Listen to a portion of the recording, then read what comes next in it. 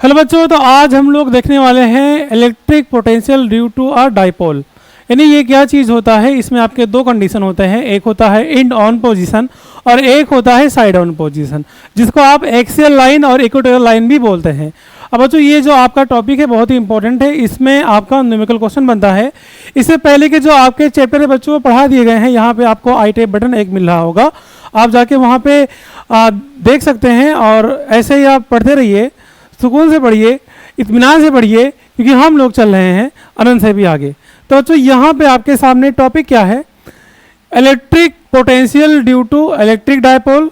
और यहाँ पे दो पोजीशन इसके होते हैं, एक होता है बच्चों इंड ऑन पोजीशन और एक होता है साइड ऑन पोजीशन। अब ये दोनों आज हम लोग बहुत ही बेहतरीन तरीके से, अच्छे तरीके से देखने वाले हैं। तो बच्चों यहाँ पे हम लोग चलते हैं आगे और आपका जो पहला टॉपिक है इस चीज़ को समझते हैं। ओके, तो बच्चों यहाँ पे आपके सामने क्या लिखा है, electric potential due to a dipole. अब यहाँ पे पहला आपका पोजीशन होता है इंड ऑन पोजीशन और एक दूसरा आपका होता है साइड ऑन पोजीशन। बच्चों पहले वाले पोजीशन को एक्सियल लाइन भी बोलते हैं, मतलब इस तरह से आप जानते होंगे ना, यानी कोई पॉइंट पी लेते हैं तो इस पे आप इलेक्ट्रिक फील्ड निकालते नहीं थे, इस तरह से। ओके, अब ये due to dipole, electric dipole क्या होता है ये चीज़ आपको मालूम होना चाहिए। ये आपका बच्चों माइनस क्यू यानी एक चार्ज होता है, एक प्लस क्यू चार्ज होता है विथ स्मॉल डिस्टेंस, बीच में एक पॉइंट ओ होता है और यहाँ पे बच्चों ये पूरा का आपका ये 2L होता है ना, जो आपका ये L और L में इस तरह से बटा होता है। अब अगर हम लोग पॉइंट P को इसी की एक्सिस पे लेते हैं इस तरह से, तो इसको बोलते हैं एक्सियल लाइन, मतलब कि इंड ऑन पोजीशन। और अगर बच्चों हम लोग इसी पॉइंट P को ऊपर लेते हैं यहाँ ऊपर की तरफ, तो इसको बोलते हैं साइड ऑन पोजीशन। तो ये इस चीज़ को बोलते हैं इक्वेटोरियल लाइन भी। ओके, तो इक्वेटोरियल लाइन का मतलब आपको समझ में आ गया होगा, इस वाली चीज़ को बोलते हैं इक्वेटोरियल लाइन। ओके, अब ये दोनों कंडीशन को बच्चों अगर हम लोग पढ़ें, जरा ध्यान से इसको देखें, तो एक आपका फॉर्मूला है V इक्वल टू बच्चों होता है 1/4 pi epsilon naught into P cos theta upon में R स्क्वायर। ओके, यही फॉर्मूला हम लोग को प्रूव करना है, मतलब कुल तो 3 कंडीशन है, लेकिन 3 कंडीशन में आपका मेन 2 ही है। ये तो आपके सामने जो दिख रहा है ये तो आपका तीसरा है। इसका नाम क्या होता है, इसका नाम होता है electric potential due to a dipole for any point, यानी किसी पॉइंट के लिए भी। तो किसी भी पॉइंट के लिए आपका इलेक्ट्रिक पोटेंशियल का फॉर्मूला ये होता है। लेकिन अगर हम लोग यहाँ बात करते हैं पहले वाले के लिए, यानी इंड ऑन पोजीशन के लिए बच्चों, तो इस कंडीशन में आपका जो थीटा होता है वो 0 होता है। थीटा क्या होता है, 0, मतलब यहाँ से V इक्वल टू आपका आएगा 1/4 pi epsilon naught into P। देखो कॉस थीटा की जगह पे 0, तो कॉस 0 की वैल्यू 1 होती है, तो P अपॉन R स्क्वायर। तो यही आपका आने वाला है इंड ऑन पोजीशन में, V equal to 1/4 pi epsilon naught P upon R square. अभी हम लोग इसको प्रूव करने वाले हैं। और बच्चों यहाँ अगर हम लोग दूसरे की बात करें तो थीटा आपका होता है 90 डिग्री इस कंडीशन में, है ना। तो आपका यहाँ P इक्वल टू तो बच्चों यहाँ पे आपका V इक्वल टू क्या आएगा, तो फॉर्मूला तो सेम है 1/4 pi epsilon naught P cos theta upon R square. आप जहाँ थीटा वहाँ क्या रखोगे 90, तो cos 90 क्या हो जाता है 0, तो पूरा क्या हो जाएगा 0। मतलब बच्चों यहाँ पे तो आपका जो इक्वेटोरियल लाइन है यानी कि साइड ऑन पोजीशन, इस पे तो आपका पोटेंशियल कितना आएगा 0 आएगा। बात समझ में आ रही है। अब इस बात को हम लोग ना प्रूफ करेंगे, इस चीज़ को एक एक चीज़ को हम लोग प्रूफ करेंगे।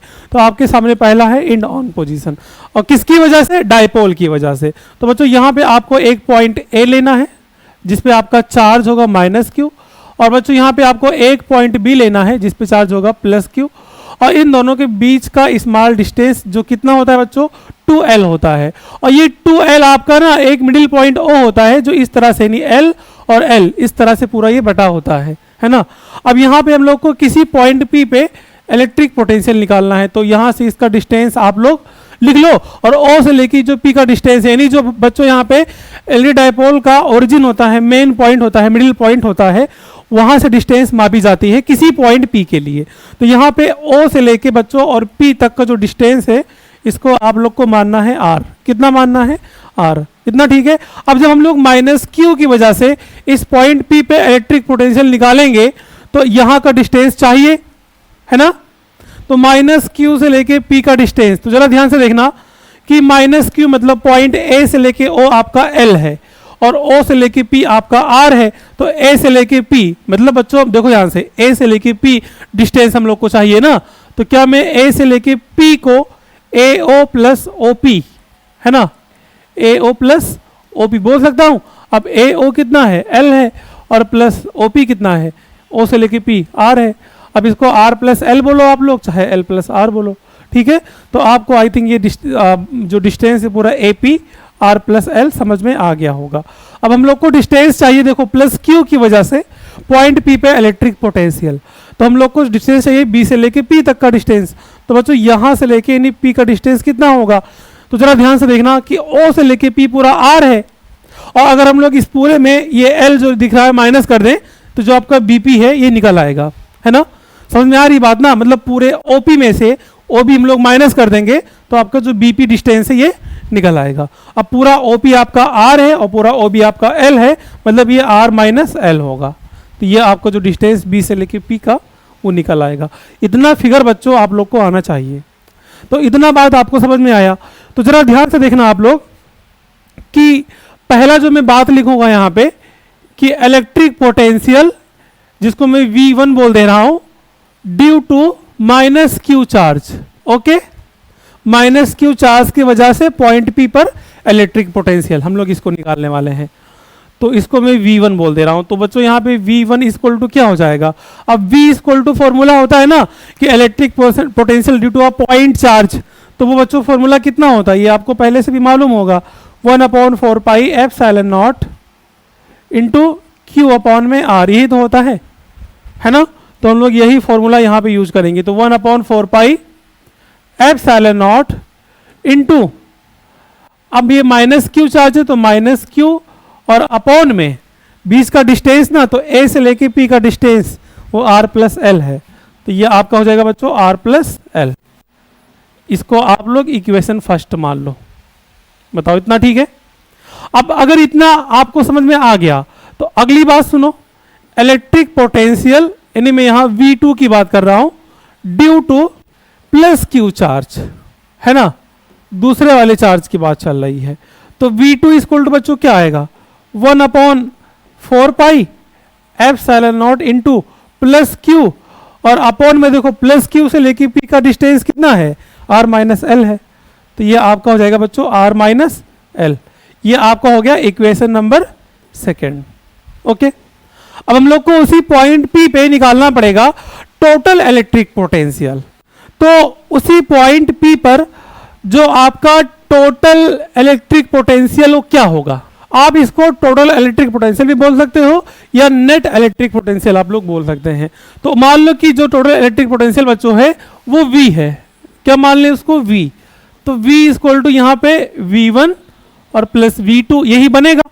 अब यहाँ पे आप लोग क्या कर सकते हो, from equation first and second, यानी उन दोनों इक्वेशन से जो आपका V1 का वैल्यू है उसको रख दो। तो V1 का वैल्यू कितना है, 1/4 pi epsilon naught minus Q upon R plus L, तो हम लोग इसको रख देंगे।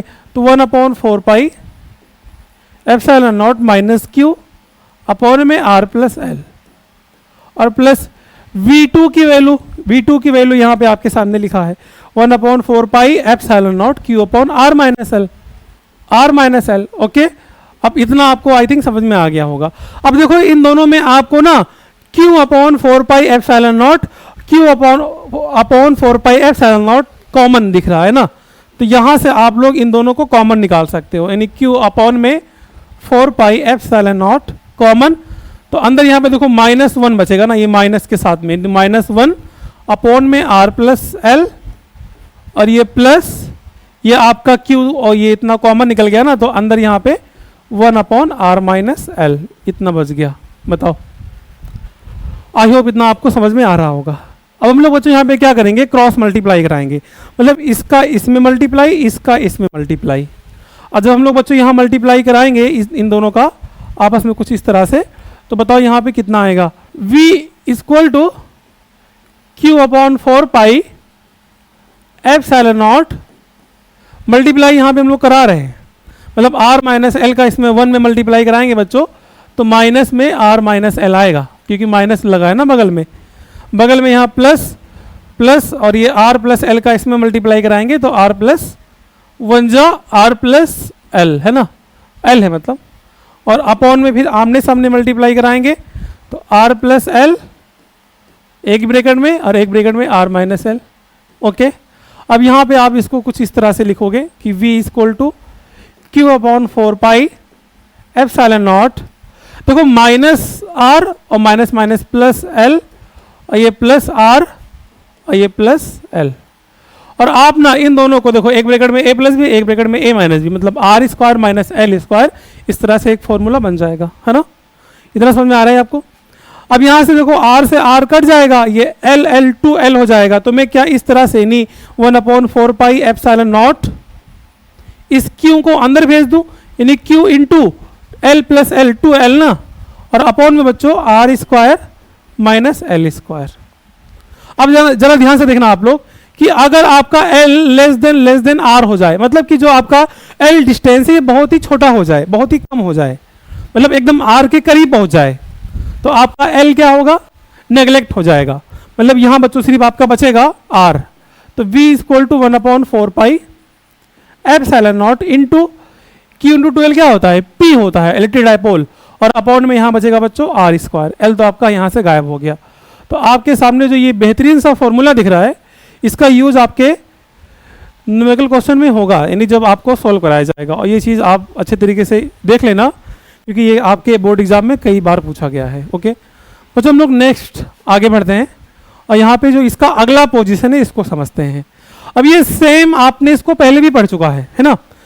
तो अगर हम लोग यहाँ बात करते हैं साइड ऑन पोजीशन की, तो सबसे पहले आप लोग बनाना है इलेक्ट्रिक डायपोल। तो ये पॉइंट ए है, और ये बच्चों पॉइंट आपका बी, जिसपे आपका प्लस क्यू चार्ज होता है, और यहाँ पे बच्चों आपका एक पॉइंट ओ होता है ना, और ए से लेके ओ ये भी एल, और ओ से लेके भी ये भी एल। बताओ इतना ठीक है। ए से लेके भी जो टोटल वो L plus L two L होता है। अब हम लोग को पॉइंट पी आपको ऊपर लेना है यहाँ पे साइड में ना, और इसको आप लोग मिला दो इस तरह से। तो जब आप इस ए से पी को मिलाओगे और पी से बी को मिलाओगे बच्चों, तो आप जरा यहाँ ध्यान देना है कि जो बच्चों यहाँ पे ए से लेके पी वाली दूरी है और जो बी से लेके पी वाली दूरी है, ये आपस में बराबर है, ये दूरी आपस में क्या है, बराबर है। अब माइनस क्यू की वजह से उस पॉइंट पी पे इलेक्ट्रिक डायपोल है ना, तो यहाँ पे आप समझ गए होंगे। तो V1 इक्वल टू क्या आएगा, माइनस क्यू की वजह से पी पे निकालना हो, तो 1/4 pi epsilon naught into minus Q upon में ए से लेके पी की दूरी बच्चों, तो अभी कुछ पता ही नहीं है, तो ए से पी की दूरी क्या मान ले, ए पी ही मान लेते हैं ना। और यहाँ पे एक बात जरा ध्यान से देखना कि जो इस पॉइंट पी का डिस्टेंस है ओ से, वो आर है, कितना है, आर है ये। खैर हम लोग को अभी इससे मतलब नहीं है, बस मैंने यहाँ पे बना दिया है। तो इसको आप लोग बच्चों क्या मानोगे, इक्वेशन नंबर फर्स्ट। अगला बात कि प्लस क्यू की वजह से इस पॉइंट पी पे इलेक्ट्रिक पोटेंशियल है ना, तो ये आपका होगा 1/4 pi epsilon naught into plus Q upon में, और प्लस क्यू और पी के बीच का डिस्टेंस, तो वो पी भी मान लो, बी भी मान लो। ये आपका इक्वेशन नंबर क्या हो गया, सेकंड हो गया। अब यहां पे जरा आप लोग ध्यान से देखना, from equation first and second. Okay, तो बच्चों जरा यहाँ पे ध्यान से देखना आप लोग कि उसी पॉइंट पी पर जब हम लोग रिजल्टेंट इलेक्ट्रिक पोटेंशियल निकालेंगे, तो यहाँ से आपको उसको V मानना पड़ेगा। तो V इक्वल टू क्या बनेगा, V1 प्लस V2। अब यहाँ से V इक्वल टू V1 की value 1/4 pi epsilon naught into minus Q upon में AP, और plus 1/4 pi epsilon not V2 की वैल्यू, और यहाँ पे प्लस क्यू अपॉन में BP। अब अगर यहाँ पे आप ना थोड़ा दिमाग लगाओ थोड़ा सा, तो जो AP डिस्टेंस है, BP डिस्टेंस है, यही इन दोनों में अलग अलग दिख रहा है ना, बाकी सब तो सेम है ना। देखो Q भी same, 4 pi epsilon not Q upon 4 pi epsilon not तो सेम है। तो वैसे भी देखो ये AP BP के क्या है, बराबर है। अगर इसका डिस्टेंस बच्चों बराबर हो जाए, तो एक आपका प्लस में और ये देखो माइनस में है ना, इस माइनस को ना मैं यहाँ पे लिख दे रहा हूँ, इस माइनस को बच्चों में यहाँ आगे लिख दे रहा हूँ ना। तो एक प्लस एक माइनस सेम मैग्नीट्यूड होने की वजह से ये आपस में कट जाएंगे, और जो आपका नेट इलेक्ट्रिक पोटेंशियल है वो जीरो आ जाएगा। मतलब यहाँ पे जो आपका V है वो कितना आएगा, जीरो आएगा। तो फॉर साइड ऑन पोजीशन या इक्वेटोरियल लाइन पे इलेक्ट्रिक पोटेंशियल किसी डायपोल की वजह से वो जीरो होता है। ओके, तो ये बच्चों आपके सामने टॉपिक था, ये मेन टॉपिक था। इसके बाद में आपका आएगा कैपेसिटर और कैपेसिटेंस। ये क्या टॉपिक होता है, ये बहुत ही बेहतरीन चीज़ है, और हमने इस चीज़ को, यानी जो आपका कैपेसिटर है, कैपेसिटेंस है, इस चीज़ को सीखने से पहले एक वीडियो बनाया है जिसका नाम है dielectric constant, dielectric substance. देखिए आपके सामने यहाँ आई टेप पर आ रहा है, इसको पहले आप देख लीजिए तो आपको यहाँ पे कैपेसिटर और कैपेसिटेंस समझ में आएगा। यहाँ तक आज के लिए बस इतना ही। तो बच्चों सुकून से पढ़िए, इत्मीनान से पढ़िए, क्योंकि हम लोग को चलना है आनंद से भी आगे। Thank you so much.